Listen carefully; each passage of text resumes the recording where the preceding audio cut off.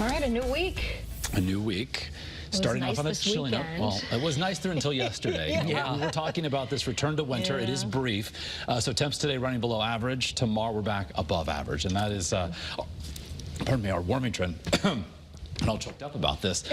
We've got also a trend to unsettle as we head through the middle part of the week. So from late Wednesday into Wednesday night, we've got our first alert weather day for the likelihood of heavy rain that could lead to some poor drainage flooding concerns, as well as a wind that could gust over 40 miles an hour initially up out of the south in advance of a cold front. Behind that, we are dry to end the week. Right now, looking skyward from Torrington over the hills of Litchfield County, essentially cloud-free. Lots of blue sky, late-day sunshine. You can see the sun beginning to set from where I am in Middletown. And from along the shoreline there in Old Saybrook, just some cirrus clouds out there. Absolutely beautiful.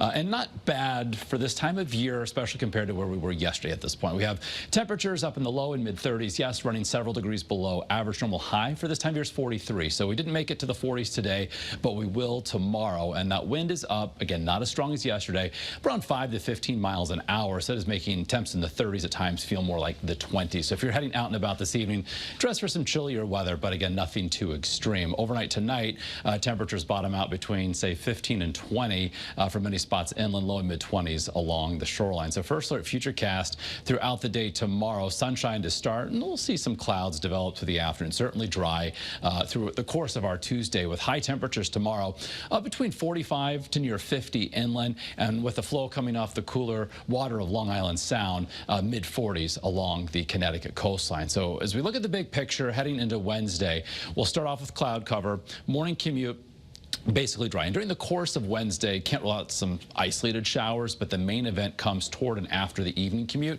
Here comes the rain, say 6 o'clock from west to east. And note this warm front punching through southern New England. Behind that, the wind's really going to get cranking out of the south and send that really warm air into Connecticut. So temperatures heading into the mid, perhaps upper 50s. And then this front moves through, clearing Connecticut in the early morning hours of Thursday, and the cooler air kind of lags behind. So Thursday, another day that features temperatures above average. So we could see, generally speaking, an inch or more of rain here within the borders of Connecticut. Some 1.5 inch totals, perhaps even locally higher amounts.